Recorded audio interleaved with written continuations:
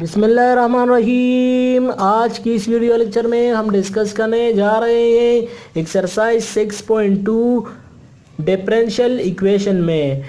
Differential equation में हमने power series का कंसेप्ट शुरू किया है और पावर सीरीज़ के कई इम्पोर्टेंट क्वेश्चन लास्ट लेक्चर में हमने डिस्कस कर दी और हमने एक्सरसाइज 6.2 में क्वेश्चन नंबर 20 तक सोल्व कर दी थी। आज हम जाएंगे क्वेश्चन नंबर 21 की तरफ और क्वेश्चन नंबर 21 में आपको क्या बता रहा है मैं आपको बताता हूँ।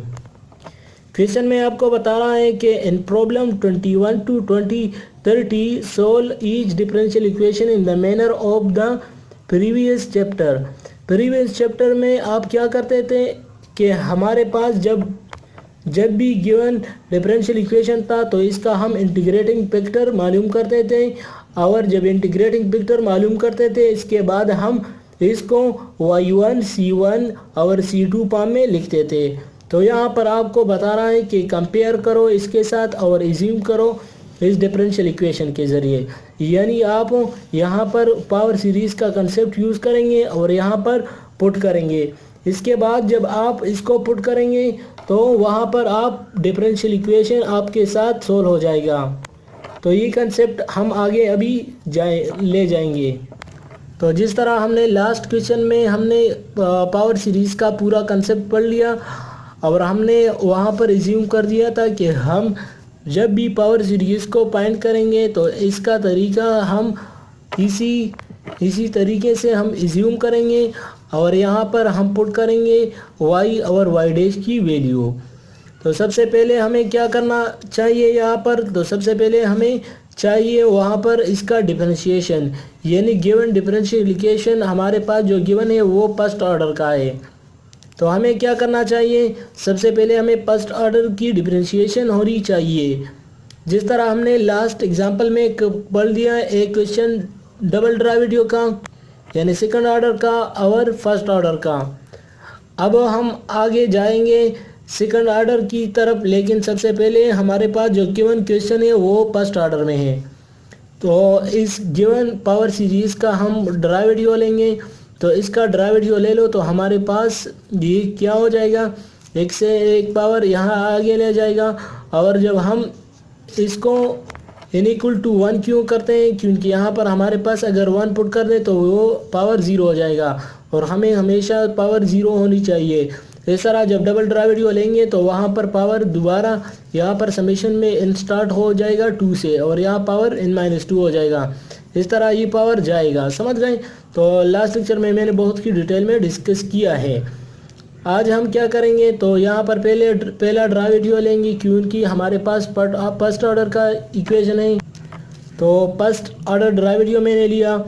जब फर्स्ट डेरिवेटिव लेंगे तो यहाँ पर हम पुट करेंगे जो गिवन डिफरेंशियल इक्वेशन है।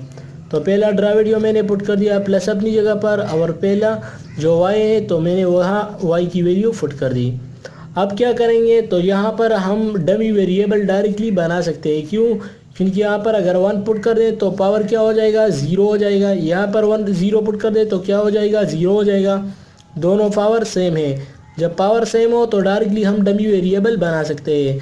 और डमी वेरिएबल का कंसेप्ट मैंने आपको बता दिया था कि हमारे पास जब भी पावर को हम सेम करेंगे, इसके बाद हम जब पावर को किसी भी वेरिएबल के ज़रिए सपोज करेंगे या एज्यूम करेंगे तो इसको हम कहते हैं डमी वेरिएबल।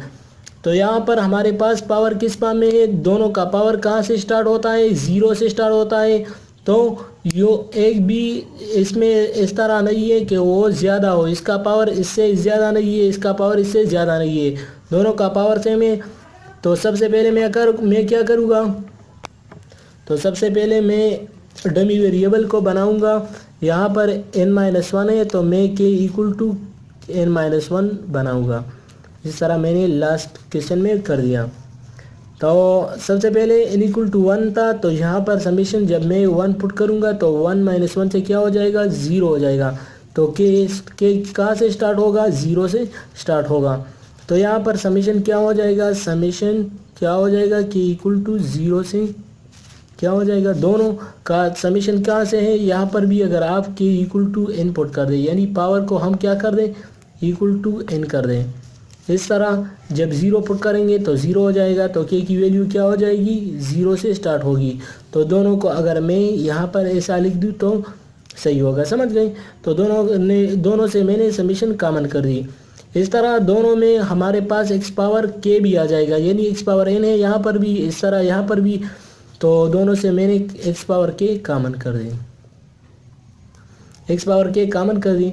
अब हमारे पास गिवन क्वेश्चन यहाँ पर जो n था वो हमारे पास किसके बराबर था, -1 को वहाँ ले जाओ तो हमारे पास n किसके बराबर आ जाएगा, k+1 के, यहाँ पर k के बराबर आ जाएगा, तो यहाँ पर c k आ जाएगा, x पावर k अपनी जगह पर, और यहाँ पर हमारे पास x पावर k कॉमन था तो मैंने कॉमन कर दिया, समझ गए। अब क्या करेंगे, तो यहाँ पर k+1 अपनी जगह पर, यानी k n की जगह मैंने k+1 लिख दिया, c k+1 अपनी जगह पर, और x पावर k कॉमन कर दिया। अब क्या करेंगे, तो यहाँ पर हमारे पास गिवन इक्वेशन, यहाँ से समीशन हटा दें, यहाँ से x पावर k हटा दें, तो ये इस तरह फॉर्म हो जाएगा, समझ गए। जब ये = 0 हो जाएगा तो इसका मतलब क्या हुआ कि हमारे पास यहाँ पर क्या पॉइंट करना चाहिए, ck+1, तो ck+1 अपनी जगह पर छोड़ो, ck को वहाँ ले जाओ तो -ck हो जाएगा, ये प्लस है यहाँ पर, वहाँ पर ले जाओ तो -ck, और मैंने इसको हटा दिया है, समझ गए। इसको इस तरह इक्वेशन बनाएंगे, समझ गए ना। तो k+1 डिवाइड में आ जाएगा। अब क्या करेंगे, तो सबसे पहले हम लेट करेंगे कि k = 0, तो k = 0 पुट कर दो तो हमारे पास क्या रह जाएगा, यहाँ पर -ck, k क्या है, 0 है, यहाँ पर k क्या है, 0 है। और हमने स्टार्ट की 0 से क्यों ले लिया, तो मैंने आपको बता दिया कि c 0 से स्टार्ट होगा, 0, तो यहाँ पर 0+1 हो जाएगा, इस तरह -c0 हो जाएगा डिवाइड बाई 0+1, इस तरह -c0 आ जाएगा। तो c1 की वैल्यू क्या आ गई, -c0, समझ गए। इस तरह जब 1 पुट करेंगे k की वैल्यू तो c2 आ जाएगा, यानी 1+1 से c2 आ जाएगा, -c1, यहाँ पर c1 हो जाएगा, यहाँ पर डिवाइड बाई 1+1, तो 1 मैंने पुट कर दिया, समझ गए। तो 1+1 = क्या हो जाएगा, 1/2 अपनी जगह पर, और यहाँ पर c1 किसके बराबर है, -c0 के ना, तो माइनस माइनस क्या हो जाएगा, प्लस हो जाएगा, समझ गए। अब k = 2 पुट कर दो, तो k = जब 2 पुट करेंगे तो k c3 हो जाएगा, -1/3 आ जाएगा, और c क्या हो जाएगा, तो यहाँ पर 2 पुट करेंगे तो k की वैल्यू 2 हो जाएगी, -1/, और यहाँ पर c0 की वैल्यू क्या आ गई थी, यहाँ पर c2 की वैल्यू हमारे पास किसके बराबर आए हैं, 1/2, तो 1/2 को 3 से मल्टीप्लाई कर दो तो 1/6 हो जाएगा, यानी ये हमारे पास इस फॉर्म में है। 1/2 c0 पुट कर दो तो c2 किसके बराबर है, यहाँ पर -1/3 अपनी जगह पर आ जाएगा। c2 की वैल्यू क्या है, c2 की वैल्यू हमारे पास ये है, ये c2 है, यहाँ पर पुट कर दो, यानी c2 की जगह क्या पुट करेंगे, 1/2 पुट करेंगे और c0 पुट करेंगे, समझ गए। तो और ये हमारे पास -1/6 आ जाएगा, 2 3 6 आ जाएगा और c0 आ जाएगा, तो इसलिए मैंने ये लिख दिया। अब k = 3 पुट कर दो तो हमारे पास k = 3+1, तो क्या हो जाएगा, इस तरह हमने ये तमाम वैल्यू इस तरह फाइंड किए हैं, k = 3, इस तरह k = 4, और सारों के लिए हम c0 फाइंड करेंगे, क्योंकि जब आगे जाएंगे c2 इस तरह c3 की वैल्यू आ जाएगी, तो c3 किसके बराबर है, इसके बराबर है, तो यहाँ पर मैंने 1/t, और एक माइनस है एक प्लस है, तो माइनस माइनस प्लस हो जाएगा, और 6 4 24, इस तरह मैंने सारी वैल्यू पुट कर दी।